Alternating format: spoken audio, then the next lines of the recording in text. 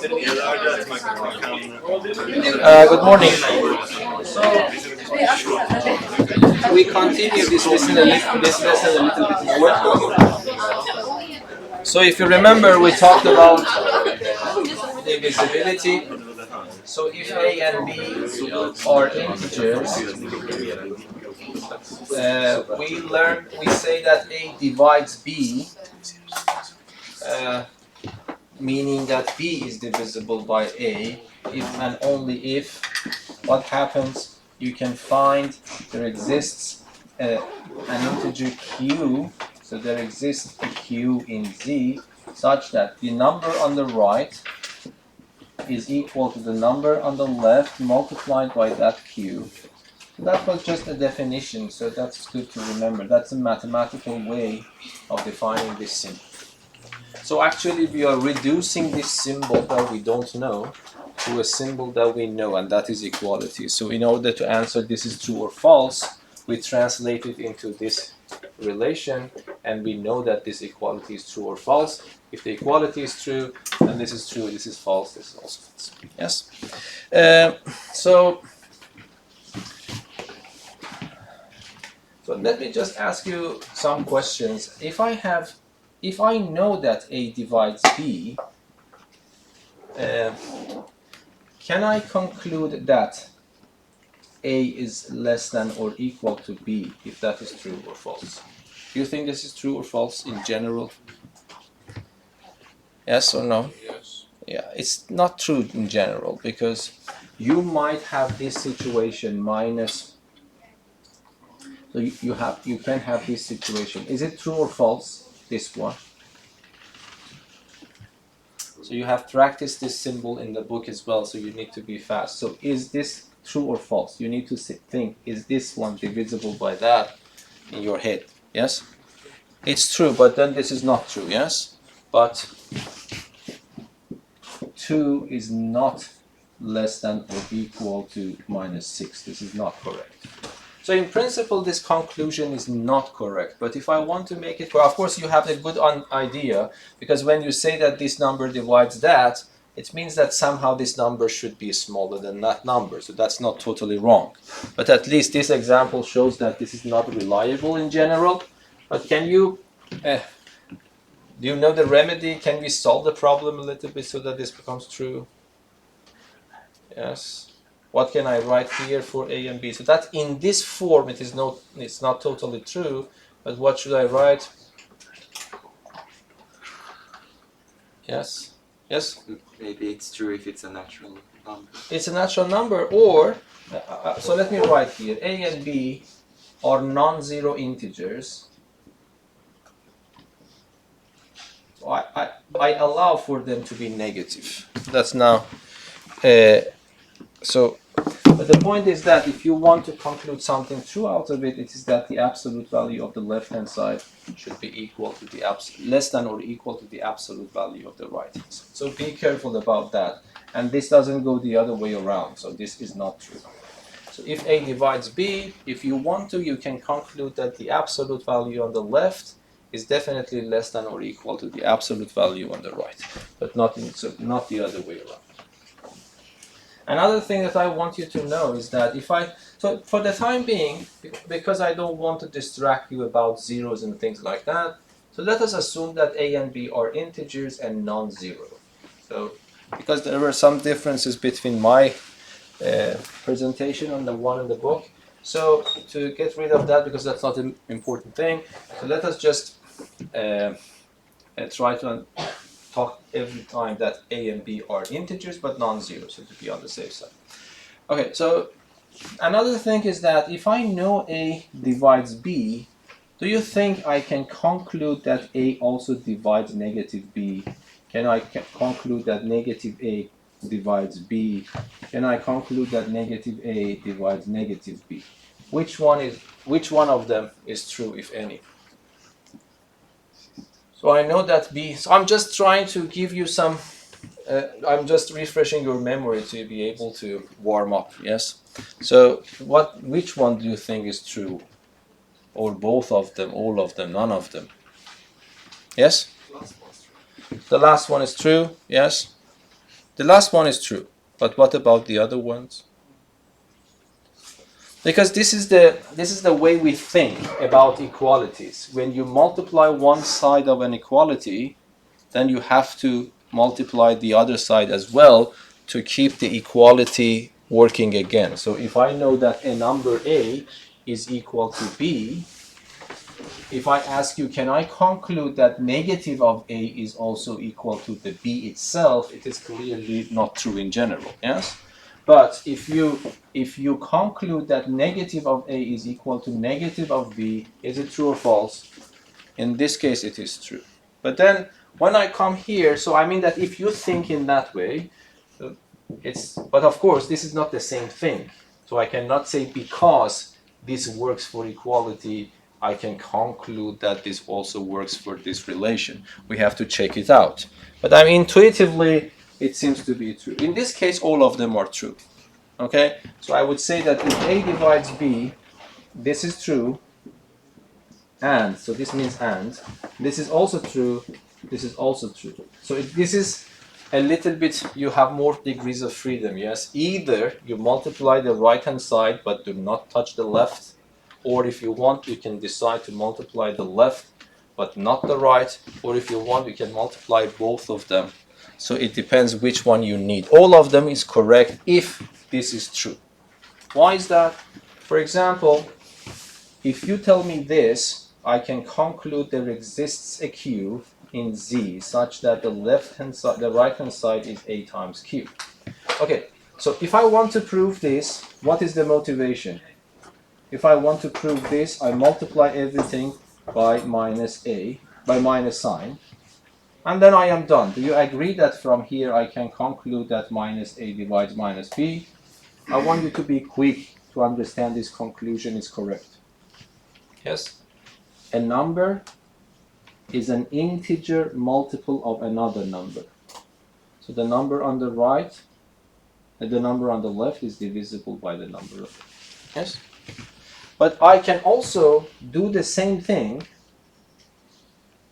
But can you tell me how can I conclude the truth of this one now?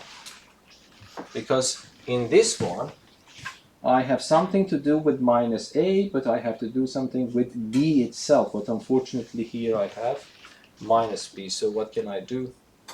Is it reasonable? It is not working in that way because I want to say something about B and minus A. Yes. So what should I do? First of all, this is the only thing that I have in my hand because I only know this. When I know this, I only know the truth of this one. That's it. And then this time, I don't want to get a conclusion about minus A and minus B. I want to get a conclusion about minus A and B itself. So what should I do? Yes? Negative Q. So what do you mean? Because this is what I have. Yes. I cannot bring something there where it's not. So what is, just tell me every detail. What should I do? Because negative times negative becomes positive. Okay, what can I write? So assume that this is exam because you need to practice in how to write, yes? So you want me to write something. What should I write? Just tell me, I will write it for you. B is equal to negative A times negative. Yeah, exactly. Thank you. First of all, do you agree this equality is true? The answer is yes, because this equality mathematically is the same equality. Because if you multiply minus A by minus Q, you will get this back. So am I allowed to conclude this out of this? The answer is yes, because that is mathematically the same thing. Yes or no? Okay, but the good thing is that if Q is an integer, we know this is important. This is also an integer. So this number is this number multiplied by an integer. So you see that the name doesn't matter. What matters is that this number should be an integer number. So what can I conclude then again? I can conclude the number on the left is divisible by the number on the right. So you see that if you tell me I am allowed to conclude this, which was true, I am also allowed to do this. Okay, can you just for experience, can you tell me what to do to be able to conclude this one then? Here I want to have minus B but positive A. So what should I do this time? Yes?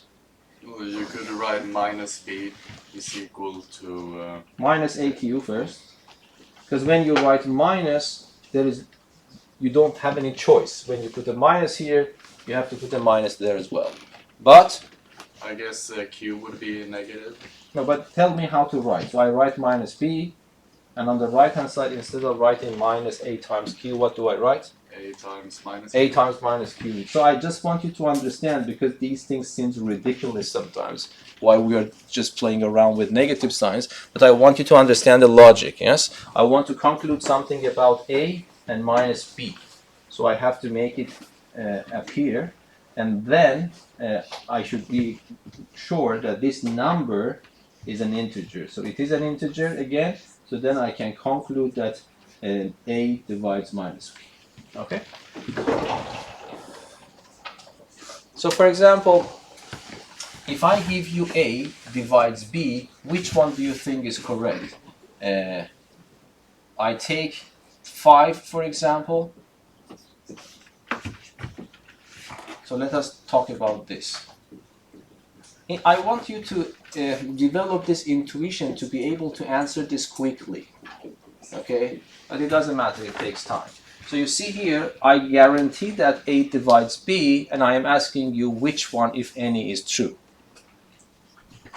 When I say true, it means 100%, all the time true, yes? And so in mathematics, when we say the statement is true, it means that it is true for all possible choices of the variables. Again, as I told you, a and b I am assuming that are integers and non-zero. Yes? The last one. The last one is correct. Is this the only correct one? Because here, the last one was correct, or the first and second one were also correct. But what is your opinion here? Yes? The second one is also correct here. Okay, but what about the first one? So it might not be correct. So might be you can cook up examples that it works. I don't know if it is working in this case, but at least we know that the second one and the third one are both correct. I just want you to understand how. Because if you tell me this, I can write just one sentence. There exists a q in Z such that the number on the right is the number on the left multiplied by that q. Okay, so one thing is clear. Am I allowed to multiply both sides by 5? Yes, I multiply them, so it becomes 5b is equal to 5a times q. So you cannot be against this one, because I have equality now, and I know from my previous knowledge in math that I can multiply both sides by a non-zero number, and still the equality remains valid. Okay, so this is a valid argument. If this is a valid equality, if you tell me this is true. So you told me this, I was able to conclude this by definition, and based on my previous knowledge in math, I can also conclude this one. But now I have to interpret this result in two different ways, yes? Because I want to conclude both of them. So what I can do, I can conclude that there exists a q in Z such that what happens, 5b is equal to 5a times q. That's completely clear, and that is true. But here it is enough to conclude what? We can conclude that 5a divides 5b, because 5a multiplied by an integer is 5b. So this is enough to conclude that 5a divides 5b. What about the other one? This one is also true. How? But we have to change the interpretation a little bit.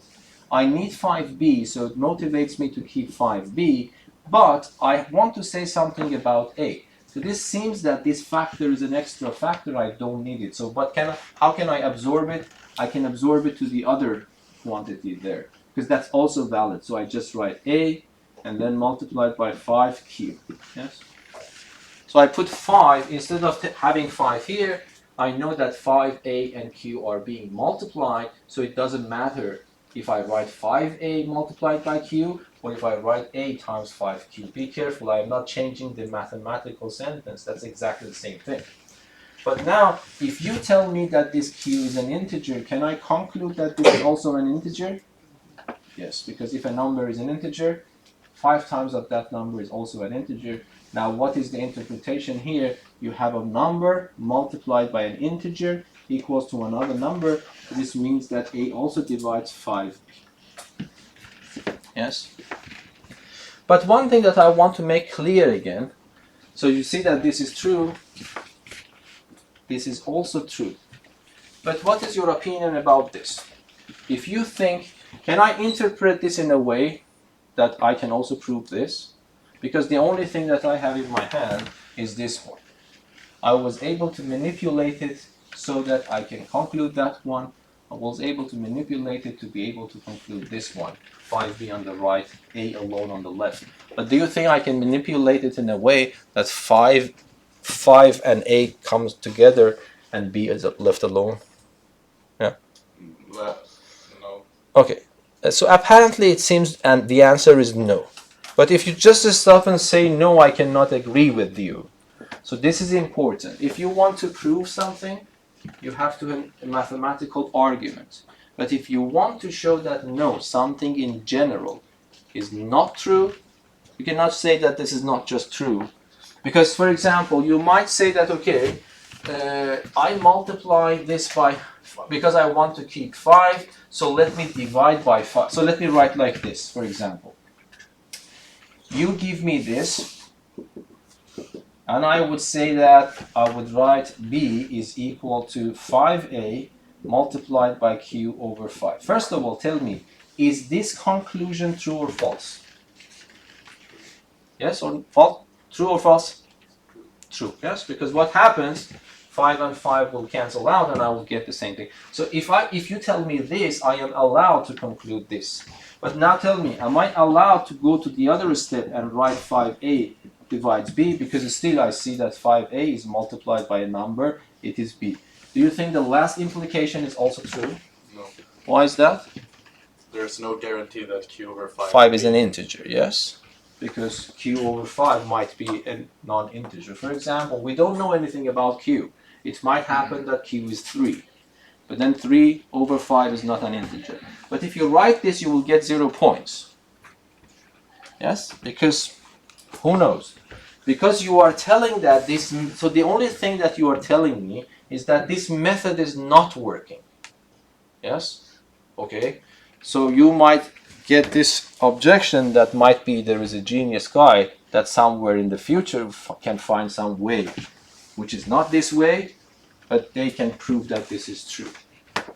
I just want you to understand the logic. So if you want to say something is not true, saying that, look, it is not working, is a good thing to motivate you that this is not true, but it is not the final words, yes? So you have to say that no, if this is going to prove, if it's going to work, it should work for all cases, but look, for this particular case, it doesn't work. Yeah, so be careful about that. You understand what I mean?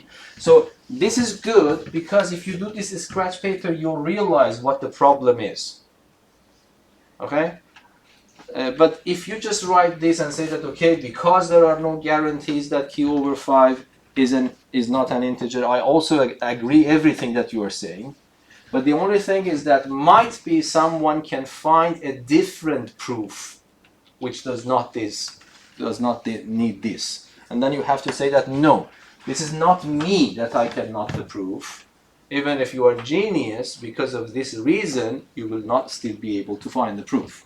That is what you need to tell me, and that brings a counterexample. So this is good in a scratch paper. You realize that this might not be, because I told you which one is true, which one is false. So you should have an intuition. Either you should go towards the proof, or you should go towards finding an example which doesn't work, and that is called a counterexample.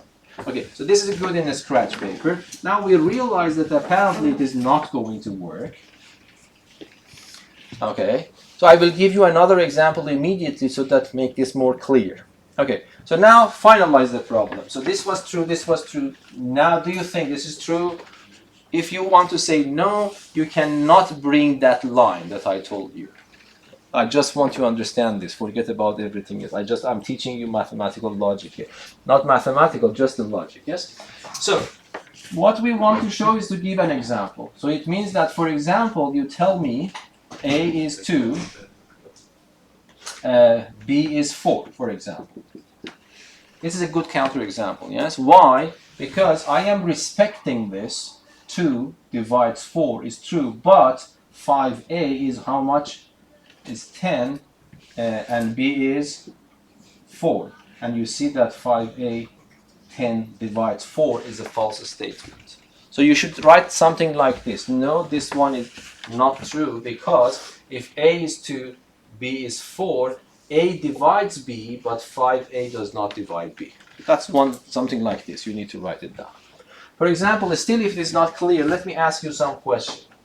If A divides B, do you think that I can conclude A to the power of 3 divides B to the power of 3?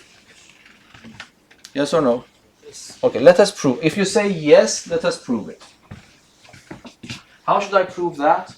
If A divides B, this means that there exists a Q in Z such that the right-hand side is A times that, the left-hand side times Q. So everyone agrees with that because that's the definition of this symbol. But now tell me, so your intuition is that this is true, yes? So you want to prove it. So how should I prove it?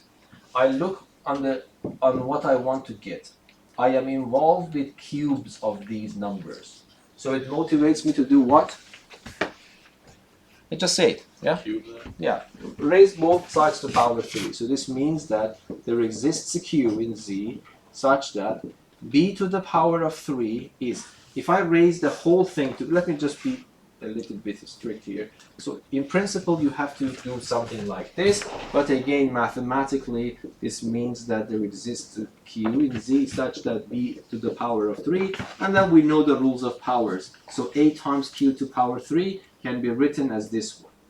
Okay? But now one more thing that I want to make sure is that what? Because Q belongs to Z, its third power also belongs to Z. So this number, this is important to understand and write down. So this number also belongs to Z, so I can conclude that, yes? Sorry, I can conclude that this is also true and another statement. Yes? Understandable? Now my question for you is that instead of giving you, so you saw that if this is true, you can conclude that. But now the question is that the other way around. Do you think it is also correct the other way around? Meaning that if I tell you that A to the power of 3 divides B to the power of 3, do you think that I can conclude that A also divides B? So let us answer this question. Again, A and B are non-zero integers.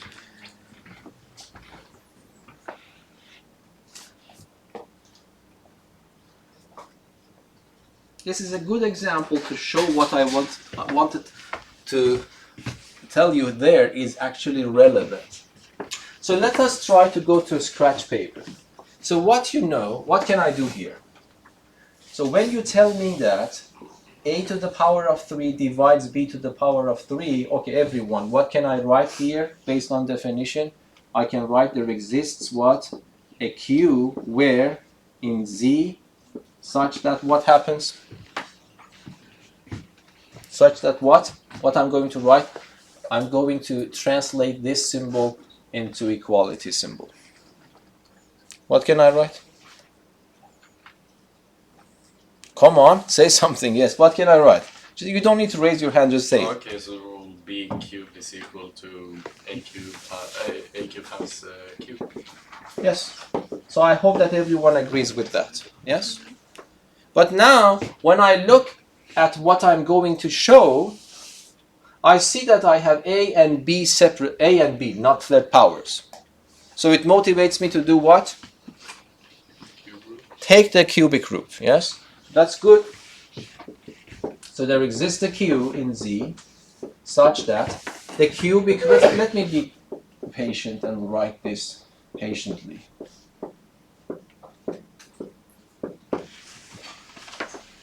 Okay, the left-hand side, what can I write? The left-hand side, I can write B. What can I write for the right-hand side if I want to simplify it a little bit more? A has the third power, but Q is just Q. So what can I write? A times cube root of. Yes, A times cubic root of Q. Okay? So everything that I have done here is 100% correct. Okay, but now question is, can I conclude the last step and say that yes, A also divides B? Because A multiplied by a number is B. True or false? False. In general, it should be false, yes? Because the third, there is no guarantee. You see, I just want you to feel, this is the same thing. There is no guarantee that the third root of Q is an integer. Exactly the way, I think I erased that. Exactly the way that I wrote here, yes? Because I wrote that A is equal to B, so B is equal to AQ. And then I told you that B is equal to A 5A times Q over 5. Okay? And I told you that, of course, this is true. This equality is true if this is true. But the conclusion would be wrong if I conclude that this is, because there is no guarantee that Q over 5 is an integer. And I told you that if you write this in the exam, it is not an acceptable argument because someone can come in and ask you, okay, this method does not work for the proof. How do you know that there is no other way for the proof that we don't know yet? That's what I'm saying. You have to bring a counterexample. Now let us go back here.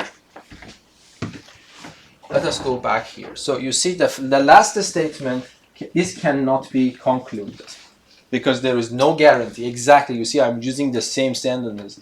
There is no guarantee that the third root of Q is an integer. Okay, now what? Now my question is that, is it true or false at the end? I just want you to exactly feel what I'm saying. First of all, do you see the similarities between arguments except for these details, yes? So now I got here, and then I am telling you that there is no guarantee that. Now my question is that, is it true at the end or false? False. So you need to develop an intuition which is true or false, yes? It's false because there's no guarantee that this Q is an integer. Okay, how many of you buy this argument? Yes? Yeah? Yeah? Let's raise your hand and be brave, yes? Okay. Okay, that's exactly what I'm saying. This statement is true. This statement is true, but if you want to sell this as a proof to me, that is wrong. Okay? But if you want to see why this is true, you need to know a little bit more advanced number theory. So that's what exactly I am saying. Counterexample is indeed necessary. Because you see, I am just using the same type of arguments and English sentences. Yes? You from here, it is valid to say this is true. But you told me I cannot conclude that 5a divides b because q, there is no guarantee q over 5 is an integer. Okay? And I told you that this is not a correct way of saying this is not true. You have to bring numbers and examples. One example is enough. And then try to understand my point. I try to give you another example that if you write like this, of course there is no guarantee that the third root of q is an integer. But it doesn't mean that you have disproved this. What you have shown is that this method is not a correct proof for this. That is what you have shown. Is that understandable? But to falsify, to refute this, you have to bring a counterexample. Do you understand what I mean? And then don't try, because there will not be a counterexample for this case, because I know that you can prove this, but a little bit more advanced number theory. So whenever the cube of a number divides the cube of another number, the number itself should also divide the number itself. Yes. So what you're saying is this is actually true, but we can't prove it with with this know. way. Okay. Okay. So let me say something. This statement is true, but the following is not the proof.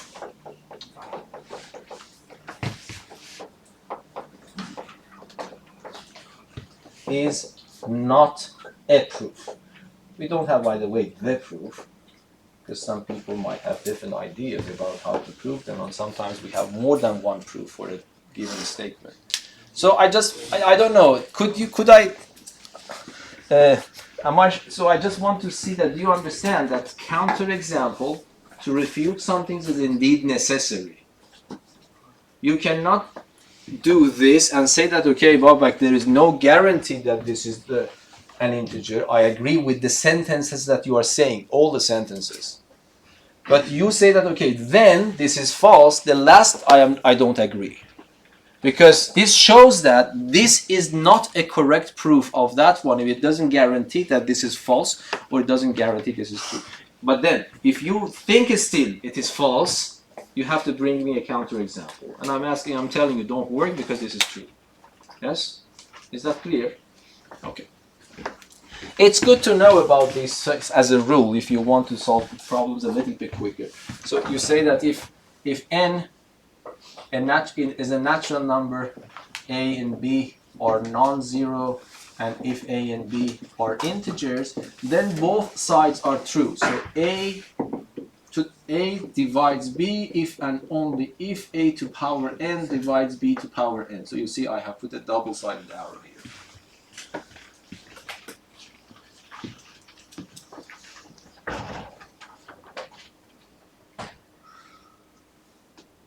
Do we need to remember this statement? No, it depends.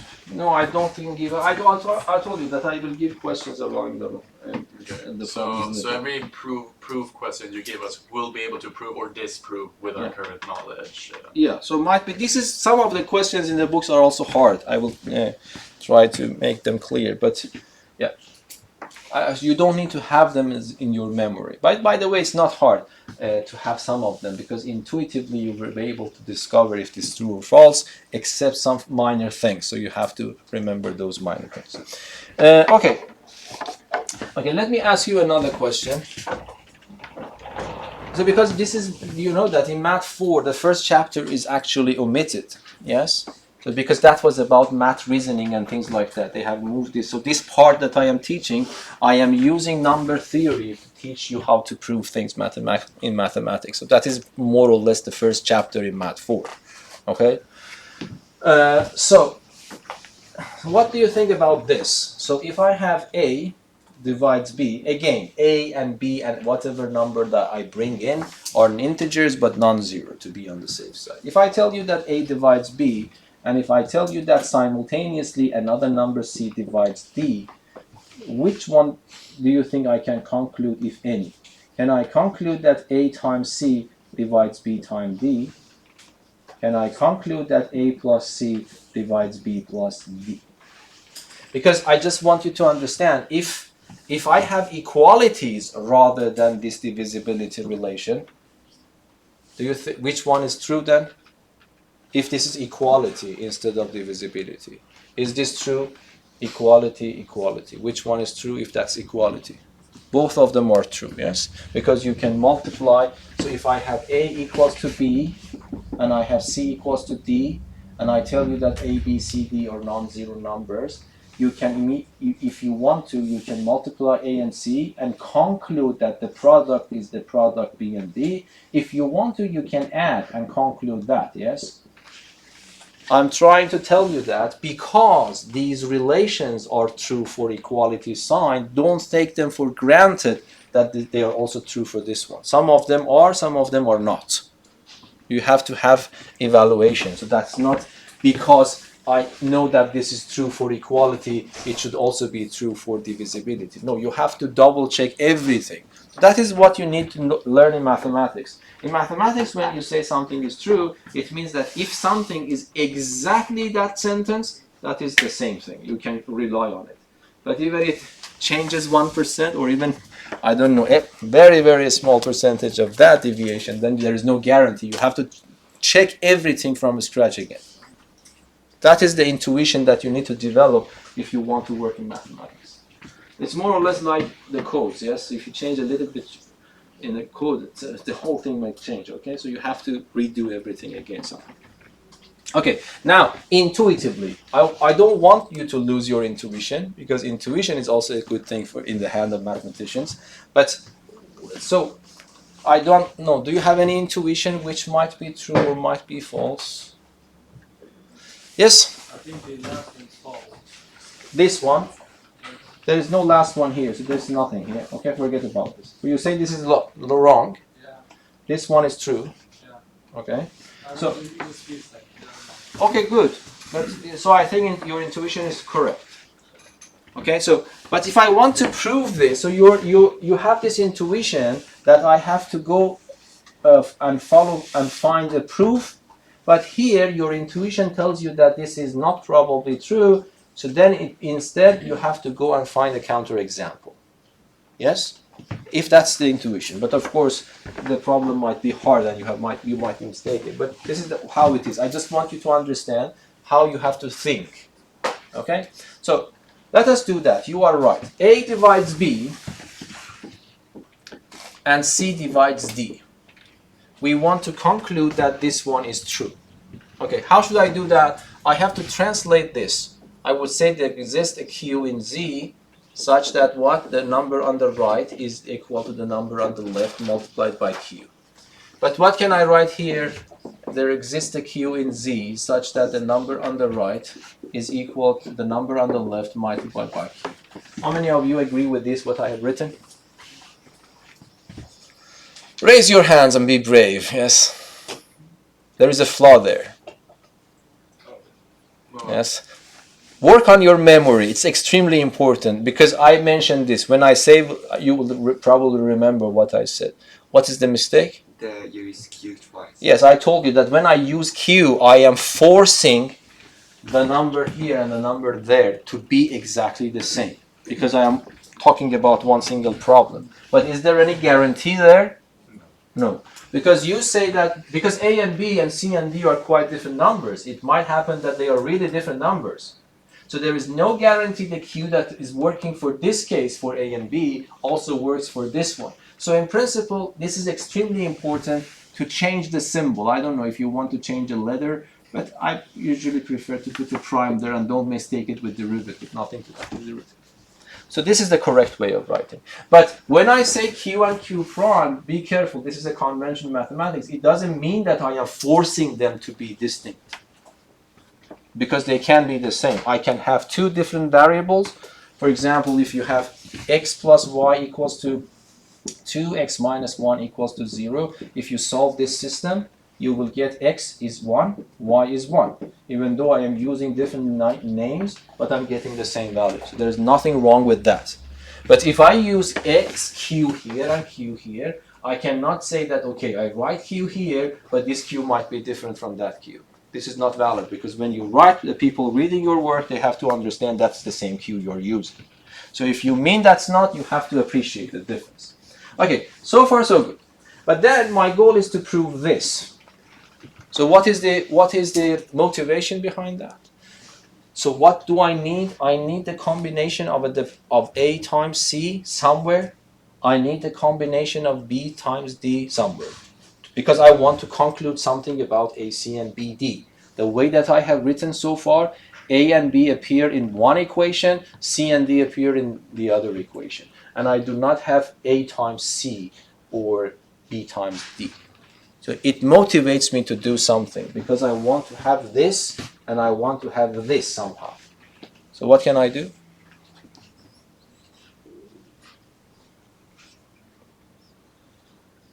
Yes? Yeah, idea. Yeah. Yes, because I want to have AC. I want to have BD. First, by the way, think about the very natural things in front of you. If they don't work, then you have to be more creative. Otherwise, don't use that much energy. Okay, so you can say that, okay, if this is true, then I know from my previous knowledge in math that this product, if B is equal to this and D is equal to this, definitely B times D is equal to this product. How many of you agrees with that? Yes, that's cool. But then you need to do some minor changes, yes? I don't touch BD because that's exactly what I need here. So why should I change it? So I keep BD. But on the right-hand side, I don't need that combination. What matters for me is A times C. So I have to write it in a way that A times C appear, yes? So what should I write? Everyone agrees that instead of multiplying these four numbers in this order, I can multiply them in this order. I hope that you agree that I'm not changing anything, yes? I'm writing the same sentence with the same statement in different orders. But why this is important? This is good because now AC appears, BD appears. Now the thing is that am I allowed to conclude this? Yes? Are you allowed? Yes? I think you can because you know that the Q and the Q prime are Integers? and that's why AC has to be an integer. No. Yes. Q and Q are Q and Q prime are integers. Then I don't. It works. No, I don't need to say anything about A and C. So your starting point was correct. Q and Q prime are integers. Then If that is true, then they are the same numbers. no. So now I mean my question is that can I conclude this? Yes, Why? because they're integers. No. Who is integer? So you in mathematics it is not talking about people. Yes. Yes, they are my fan or something. So you have to say that which are integers. Q and Q prime. Okay, no, not good. Q and Q prime is integers. Then, so that's the whole point. That's the whole point I am trying to tell you. So what matters is in this implication, in this conclusion, it doesn't matter if Q and Q prime are integers. It matters at the end. But what matters is everyone. The product is an integer. So if you say Q and Q prime, I don't agree with that. You have to say because Q and Q prime are integers, the product Q prime is also an integer, then I can conclude that. Yes? So then you have to be precise. This is mathematics. Okay, so that's correct. But now some of you had this intuition that this might not be true. Okay? Again, if you start, for example, so how many of you agrees with this way of argument? So you go to, let us do a scratch word. You see I need A plus C, I need B plus D. So what should I do? What should I do? It motivates me this time to add them side by side rather than multiplying them. Look what happens. Then what happens, this becomes B plus D. On the right hand side, this becomes AQ plus CQ prime. Do you agree? And then what? If you write something like this, and I would say that you have written 100% correct. But if you want to sell it to me as the solution to this problem, I will not buy it. You will get 0 points. Because what it is, I don't know what to do then. What can I do then?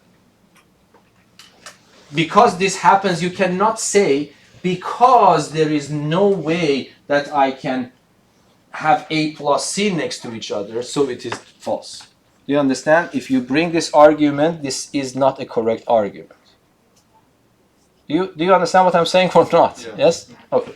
So, okay. This is good, by the way. This is not completely useless because it will give you this feeling that, okay, this might not be true. So instead of trying to prove it, let us go and try to find a counterexample. So it is not useless, but it is neither a proof nor a disproof. It's nothing. Is that clear? Okay. So now, by the way, let me say how crucial is to put Q prime there. If you by mistake write Q and Q, then what will happen here? You can factor out. Yes, you will have the same Q here, and then what happens? And then you can factor it out because now they are the same thing. And now, if this is the case, can I conclude that this one? Yes or no? Yes. Yes. So you are proving something which is wrong. Yes, is that clear? So it's important to be careful. If you just by accident took this, because sometimes I hear that, okay, Babak, you are deducting point because I haven't just put a prime there. Yes? It's not that. Because if you don't prime there, you are proving something which is indeed false. Is that clear? So be careful, these minor things. In mathematics, exactly like computer coding. You cannot discuss with the computer. Yes? If it doesn't work, it doesn't work. That's it. I mean, Now, you technically, cannot say how stupid you are. Yes? Because of this prime, you don't know how to solve the problem. No, the computer doesn't know. And when you want to have the math, that's exactly why it's, by the way, it's very good, because when you write something and prove something and do something in coding, so assume that what will happen if the computer that are actually controlling the network system in trains make a mistake, then you will die, probably. And the good point is that this doesn't happen because, first of all, mathematicians have proven that this is going to work. And this will not happen even once, unless there is a malfunction in the system or in the computer. But I mean that the algorithms, so this very, very deep connection between algorithms and mathematical thinking. Okay, so that's, by the way, a very important course for understanding these things. So you see that it's extremely important to put this prime. In this case, if you haven't put this prime there, then you were able to prove something which is indeed false. Okay, so this is one thing. Okay, but anyway, what should I do here? Yes? I don't understand why just because the product of those two is an integer. Why is that? Why does that mean that that is true? No, because so this is something. So if I write, because this, let me write this. This is one number, so let me call it m, and this is another number, and let me call this one q. Yes. And then I have n equals to m times q. So this n is a multiple of q, but which type of multiple? An integer multiple. So you say that my number m has been multiplied by an integer, and the result is n. So this means n is divisible by n. Is that clear? Because it could equal the product there. Pardon? Sorry, I don't know. No, so everyone, so some might be, because I don't think students have problems in translating. So if I write this, you can conclude, you see that I am just not using words. Every time I am discussing about the number on the right is equal to the number on the left multiplied by an integer. Yes. So if I give the students this one, most of the students are easy to write this one. But the point is that this is also the other way around. If you see a number here, which is this number multiplied by an integer, if you want to, you can conclude that this number divides this number. So the other direction. That's also true. Yes? That's the same thing here. So don't let these things distract you. At the end, this is a compound number, that's a product, but at the end it's one single number. That's also one single number, it's one single number, yes? And then in your head, you should imagine it like this. And if I give you this, then it is clear that n is an integer multiple of m. So this means n is divisible by m. Understandable now? Okay. Okay, but now let us go back to see, is this true or false? We got this intuition that this might be false. So this motivates me to go and look for counterexample rather than trying hard to prove it. Okay, so what, can you bring a counterexample for me? So in the exam, if I ask you, is this true or false, and you want to say it is false, so you need to write something like this. Let me just write it properly for you. So I would write, is the following conclusion true or false? And after you develop this feeling that this is false, so you should write, this is false, since if, for example, something like this is the, so for example, if A is equal, okay, now I want you to tell me the numbers. Could you find a counterexample?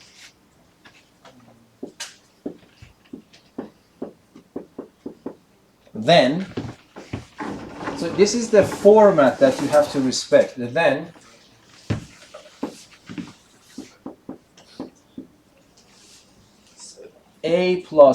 A divides B and C divides B, but I don't know, A plus C does not divide B plus D. So this is the format. I'm not saying exactly follow my sentences, but if you have this feeling that this is false and you want to bring a counterexample, first of all, you have to emphasize clearly, yes, this is false. And then you need to expect, every mathematician expect that you are bringing a counterexample. So that's a common format, yes? Because, now can you give me your examples? Yes? What do you choose for A? 3, 3. Let us check your example. What do you choose for B? 9. 2, 2. 4. 4. Okay. So I mean that you cannot just bring any kind of example. Sometimes, by the way, finding the example is not that easy. Here it was not that hard. Might be just randomly you could find. But sometimes it is extremely hard to find even one single counterexample. Okay, but then it is important. Then A divides B. Is it true or false? With these numbers it is true. C divides D with these numbers is true.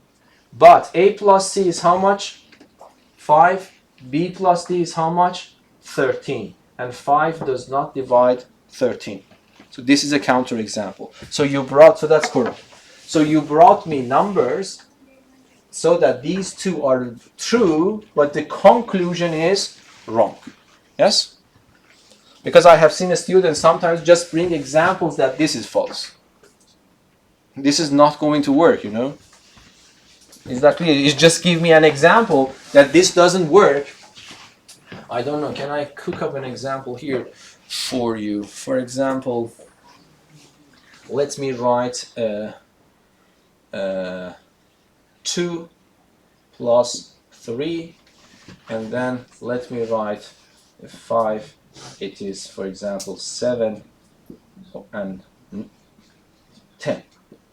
Okay? So, for example, if you tell me that, Babak, A is 2, B is 3, C is 7, and D is 10, for example, do you think that this is a counterexample for this problem? Yes or no? Because still, what is A plus C?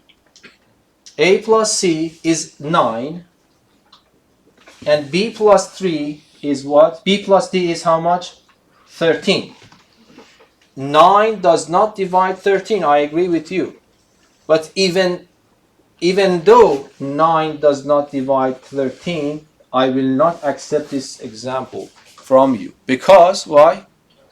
Because I am supposed to respect these two and show that even though I am respecting them, this is not valid. But you see, if A is 2 and B is 3, I am not respecting this at all.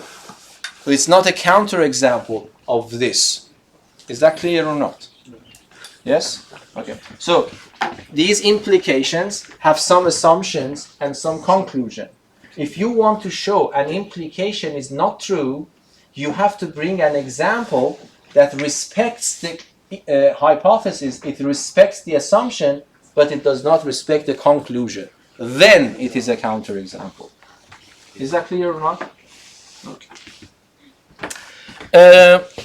So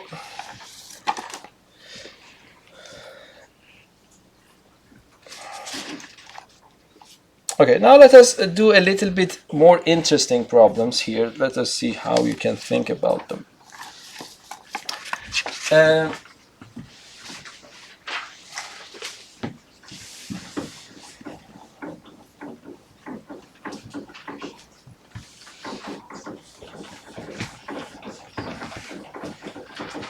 Okay, example. Let me just, to save some time here, so I give you this equation. Okay, let me write it down. Are there natural numbers x and y such that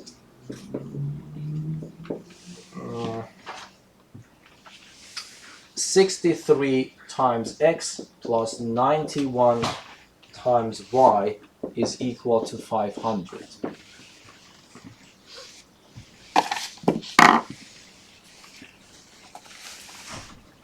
So my question is that, can someone find natural numbers x and y so that if you multiply x by 63, multiply that y by 91 and add them, it turns out to be 500?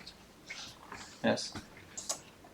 Usually, how many unknowns we have? We have two unknowns, so we have 2 degrees of freedom, one x and one y, but we have one equation. Usually your intuition is that there are infinitely many answers, and still there are, but there are infinitely many real numbers that satisfy this equation. Yes. By the way, can you tell me geometrically how there are infinitely many x and y from the set of real numbers that satisfy this equation? Or any way that you want to tell me why there are infinitely many pairs x and y from the set of real numbers that will satisfy this equation. Yes? Yeah? You have? Yes, yes. You. Well, geometrically, I think you mean if you imagine it as a rectangle and one. No, you cannot imagine, so unless it is really a rectangle.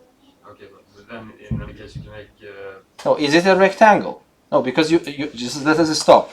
You say that if you imagine it as a rectangle, but why should I imagine it as a rectangle unless it is a rectangle? Okay, it could be a square and it. No, I don't understand why it's a square. What do you mean by this is a square? This is an equation.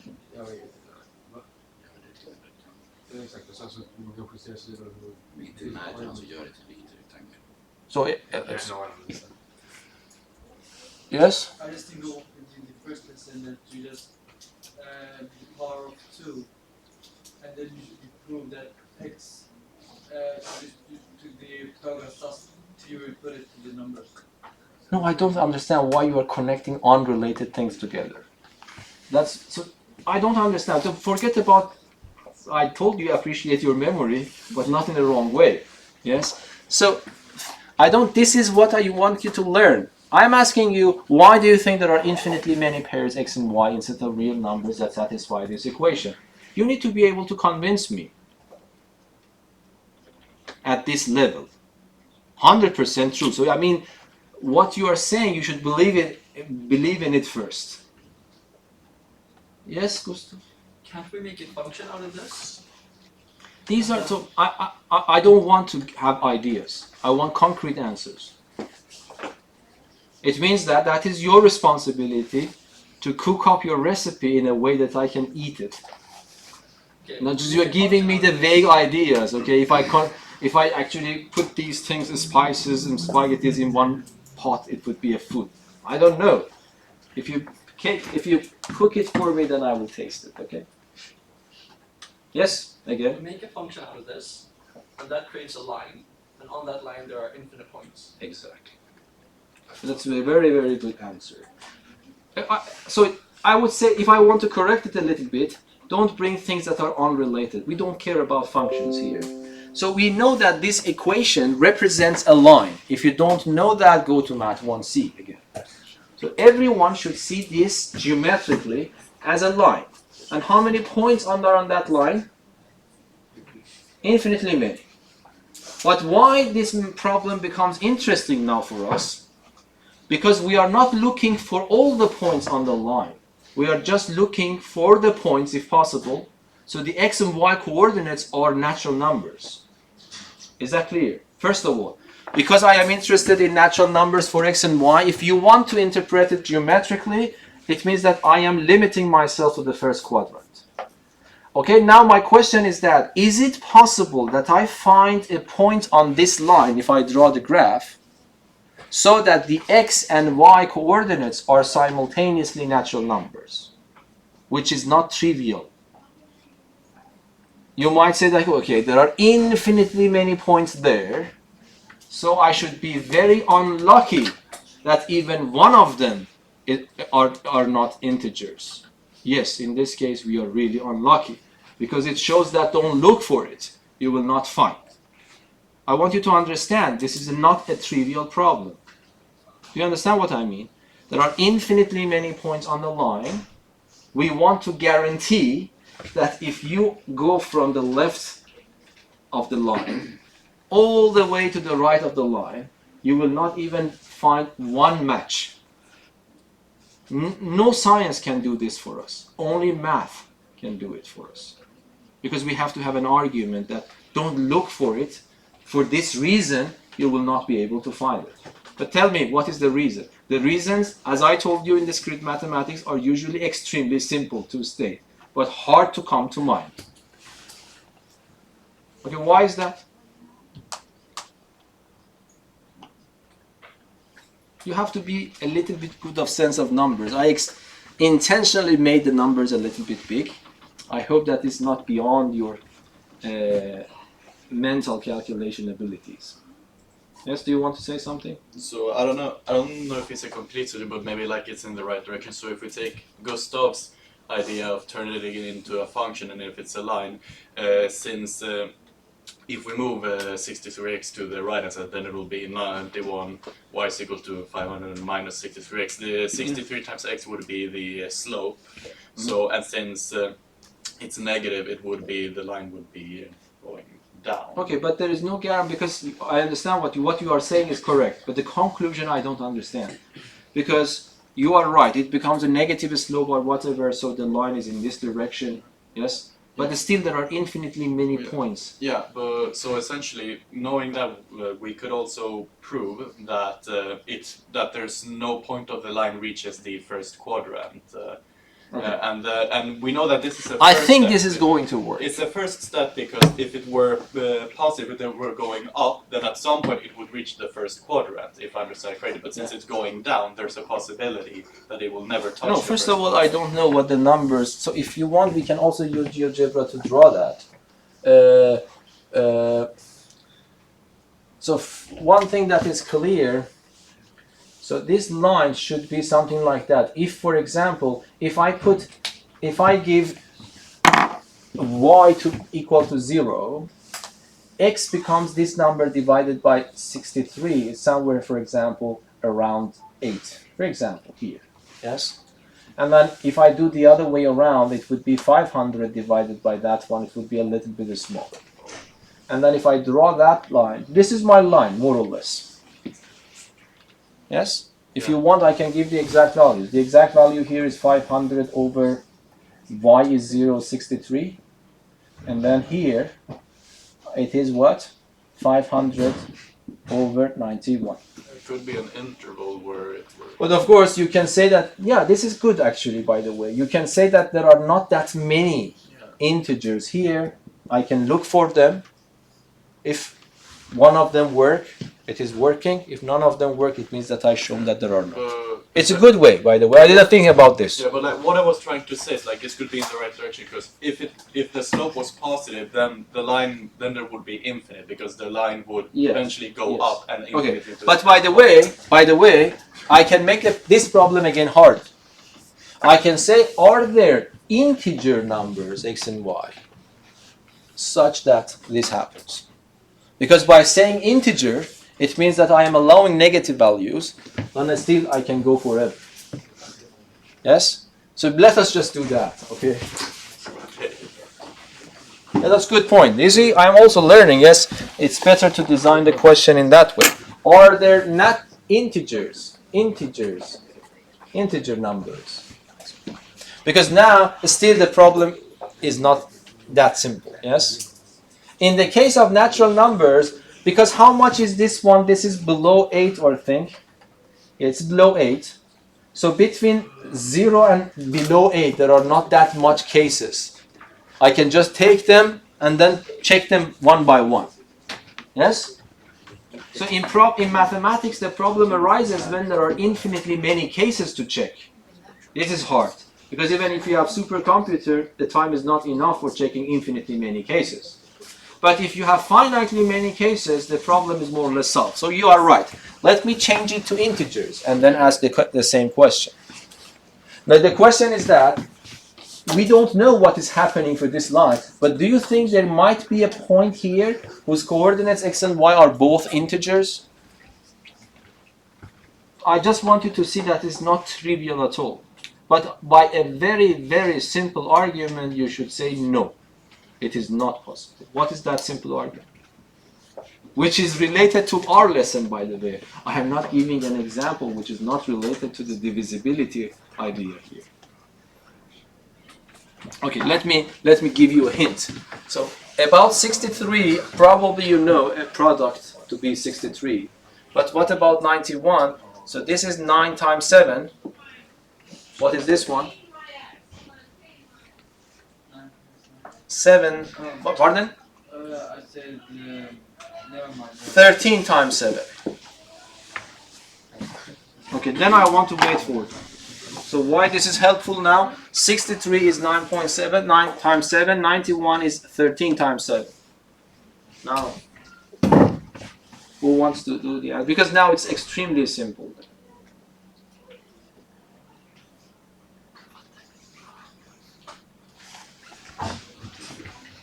Okay, so instead of 63, what can you write? 9 times 7 times x. Instead of 91, what can you write? 13 times 7 times y. And on the right hand side, let us just keep it 500. Now, what can I do with this 7? Yes? Factor it out. Yes? So I factor it out, it becomes 9x plus what? 13y is equal to 500. Okay. Now, if someone can find integers x and y, then what type of number will this number be at the end? I'm saying that I'm trying to convince you it is not possible to find x and y as integers. You might disagree with me. You are telling me then that we can find integers x and y. Okay, if you could find integers x and y, what type of number is this number? What? Why don't you say something? What is this? What is the type of this number? X and y are integers. I multiply one of them by 9, the other one by 13, then add them up. What type of number I will get definitely at the end? Pardon? Integer. So it's an integer. Yes, then what does it mean? It means 7 is multiplied by an integer is equal to 500. Then this means that 7 divides 500. Yes? So 500 is divisible by 7, but this is false. Because 500, you can check your calculator, it's not divisible by 7. Is that clear? So if you tell me that yes, I can find such numbers x and y, you have to live with this consequence that 5 is divisible by 7. If that's okay with you, yes, we can find. If that's not okay, it means that we cannot find. So you see the argument, the algebra is extremely simple. But this is the nature of this course. So the proofs are extremely simple. The algebra is very, very limited. But of course, being able to, you need to change the way that you have learned to think in math 3C and 4. So you don't look for lengthy solutions. Solutions are easy, but you have to understand what is going on. Yes? So I would like to suggest, I don't know if maybe this doesn't count as a proof mathematically, but like if you knew programming, you could make up an algorithm. Since it's only integers, it's much more, and since it's a small number, well, you could do it with bigger numbers, but since we're more limited is what I'm trying to say. No. That's what I'm saying. Even integers are infinitely many, so computers are not good for that. Yeah, but since as far as the domain of validity, the domain of application is infinite, computers are useless. But what I'm trying to say is, for example, it would be meaningless to test y to be 500 and x to be 300 because that's not even close to reality. No, so you didn't listen to me. It. No, even if you can limit it, unless you limit it so much that it becomes finite, the computers are not useful. And then, by the way, that part is the human part. So the human should limit it and then probably ask the computer. I mean, for this question, so which algorithm you want to choose? Well, as I say, because there would come a point where just multiplying 91 times something would be higher than 500. Okay, but I mean that after limiting if still there are infinitely many cases, it is useless algorithmically. I could try to make something and I could like show what I'm. No. I just want you to change your way of thinking. You don't listen to me. There are infinitely many choices for x and y as integers. If in your way you can limit it in a way that finitely many of them are left, even billions left, I agree with you. But if you write something to eliminate some situations, but still there are infinitely many possibilities left to check, computers cannot check it. Do you understand what I mean? That's the whole point. Yeah, that's the thing. Like, mathematically, it makes more sense to prove it. I could No, even computer. I mean, so what I'm saying is that if you can limit it to a finite number of choices, then algorithm works very fine. Then you can write an algorithm to check them one by one. It might not be an efficient way, but it is possible. Yeah, so that's what I'm saying. If there's a way to limit it, because I'm thinking there could be some way to limit it from a computer. No, not just you just don't care this. If you can limit it to a finitely many cases, this is extremely important, not just limit it. You might be able to limit it by those kind of arguments, but you might take one or two scenarios out from the table. It is not useless. Even if you take infinitely many scenarios out of the table, it's not good. Because from the natural numbers, if I take all the even numbers, there are still infinitely many odd numbers left. I just want you to understand what is the point here. Okay, any questions here? Is that understandable? Okay, let me ask you another similar question. Now you have some experience here. What I expect is to be able to solve the next problem. Okay?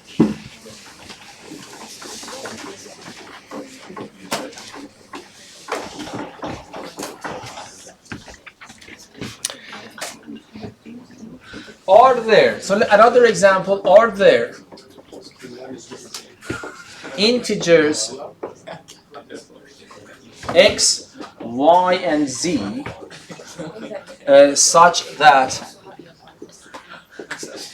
so let me write this system now. 81 x plus 9y plus z is equal to 21, and then 4x plus 2y plus z is equal to 15.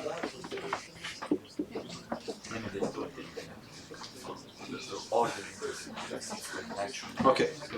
So you see, I will consider this problem a harder problem, but I think because you have some experience, this might be even simpler for you than this one. Because here you didn't have this kind of arguments. So by the way, what I have written on the board, so this is, let me just add this one, false. So 5, this is false. Okay, now I am asking more or less the same question. I don't want to solve the problem, I want to wait for you. But probably we will continue it next session. Because we haven't progressed so much, might be even on Friday I will also teach. Okay, because we don't have something to practice. Okay, I just want to wait for you a little bit.